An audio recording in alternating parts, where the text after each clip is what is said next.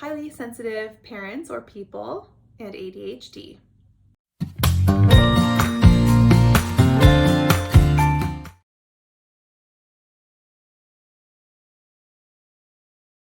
Hello and welcome. I'm Amy Lajeunesse, the founder of highlysensitiveparenthood.com, an online resource center for highly sensitive and empath parents.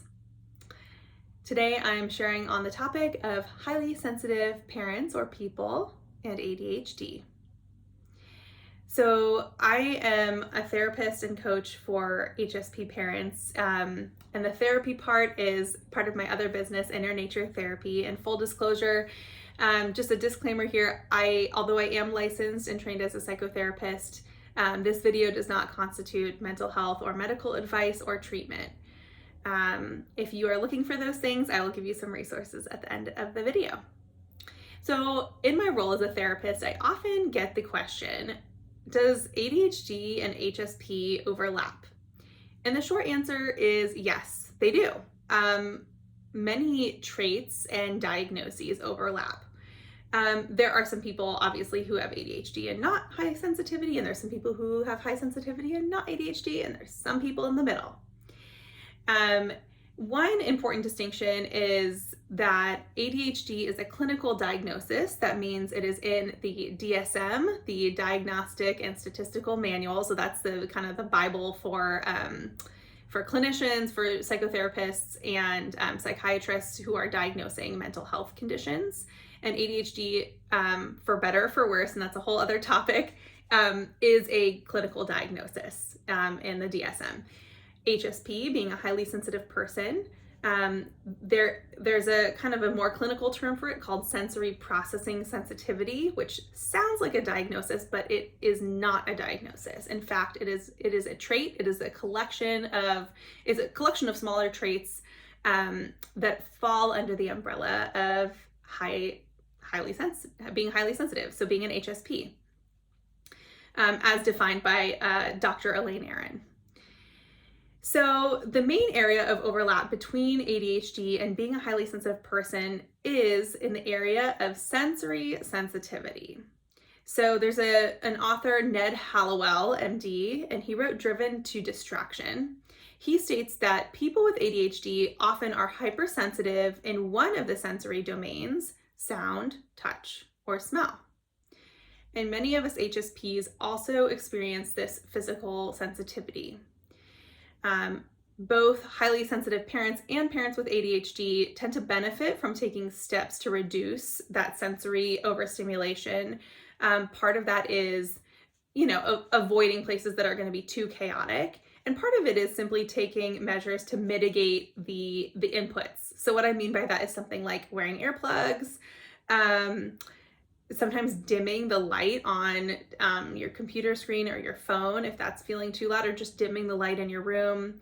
I know for me, having like warmer lights as opposed to like blue cool lights in the house makes a difference. And then reducing environmental clutter, noise, weird smells, that kind of thing. So just kind of like being more conscious of your environment is going to benefit it's going to benefit everybody, but it's especially going to benefit HSPs and those with ADHD. So I just wanted to take a moment, and I'm not an expert in this area, but I did dig into a little bit of research about how ADHD and HSP differ from one another, because on the surface it can seem like there's some similarities, right? We're easily overwhelmed, overstimulated, and I think both HSPs and those with ADHD, I consider both of us actually neurodivergent, that, our ways of thinking are a little bit different, and both have their real strengths. I'll get into that in a little bit. So I mentioned already that ADHD is a clinical diagnosis, and sensory processing sensitivity, what makes us HSPs, is a trait. Secondly, this is per Elaine Aron, PhD. So she's the researcher who recognized and has kind of codified the HSP trait. She says that HSPs, I'm quoting now, HSPs process things, especially social information, more carefully and accurately at a deep level, not just thinking about the task more, but when asked to do it quickly, doing it better automatically. So that contrasts with those with ADHD, and this is based on a study by Hoffman et al. And the study shows that those with ADHD were found to have slower reaction times on these tasks when they were asked to do them quickly. So, HSPs kind of like come out ahead here, but I promise you I'm not saying HSPs are better. I'll get to other research. This is just an area where HSPs have a strength about kind of doing a task quickly and being able to focus and kind of go deep with it quickly. Those with ADHD struggled with that a little bit more than those with HSP. So this is from the 2022 study, Sensory Processing Sensitivity Predicts Performance in an Emotional Anti-Saccade Paradigm. It's by Hoffman et al.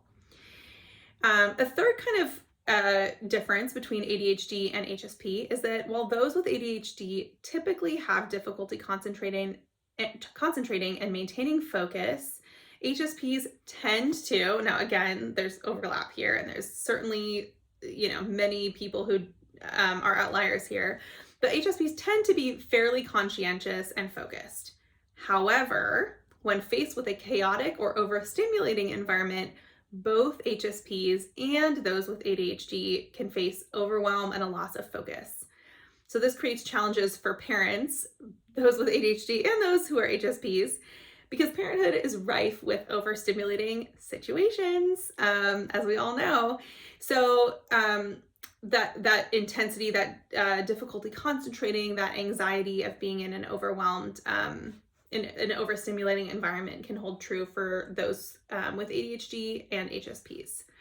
Now, again, I want to clarify that I'm not saying that either those with ADHD or HSPs are better or worse or stronger or weaker than each other or than those without any of those traits. This is just to kind of inform you about those differences. So like I said earlier, I believe that both HSPs and those with ADHD have so many gifts to offer to the world. I do work with many clients in my therapy side of my business, inner nature therapy, who have ADHD, and I don't myself, but I find it remarkable how curious they are, how broad their interest and knowledge is. They have powerfully curious minds and really beautifully complex ways of thinking that those without ADHD often don't. So I truly believe that ADHD can be like being an HSP. It can be a superpower. There are benefits to it, and that we should lean into those benefits. Likewise, those with high sensitivity have been told, you're too sensitive, stop feeling that way, you're too much, take it down a few notches. And that people see the flaws. They see it as a flaw or sensitivity, when in reality, there's much to celebrate about being highly sensitive. We HSPs tend to understand a variety of perspectives and be able to deeply analyze situations. It can lead to overthinking a little bit, but that ability to take a variety of perspectives makes us great negotiators, great diplomats, great therapists, I think.